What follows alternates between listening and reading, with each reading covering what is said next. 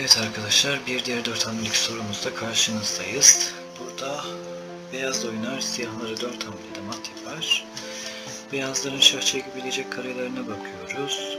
Vezirle H7'den ve G7'den şah çekebilir. G7'den şah çekmesi pek mantıklı görünmüyor. Bir nevi kaleyi boşuna vermiş oluyoruz. Ama burada vezir fedasıyla yapılan matlarımız olacaktır arkadaşlar. Nedir o? İşte vezir H7 ile başlıyoruz. Şah çarpı H7, kale H4 hamlesiyle şah çekmeye devam ediyoruz. Şahın G6'ya gelme durumu yok arkadaşlar. Neden? Çünkü F5'teki piyon G6 karesini tutuyor.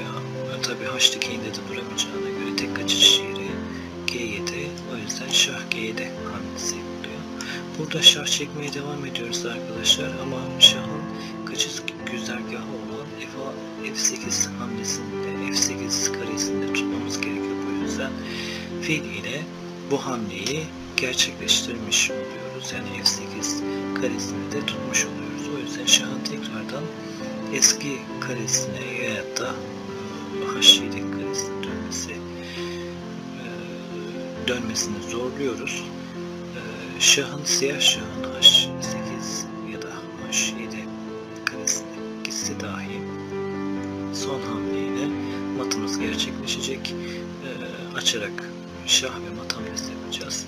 Burada şahı H7 hamlesiyle devam ettirirsek mat kaçınılmaz oluyor arkadaşlar. Fil F8 hamlesiyle açarak şah ve mat hamlemiz gerçekleşiyor.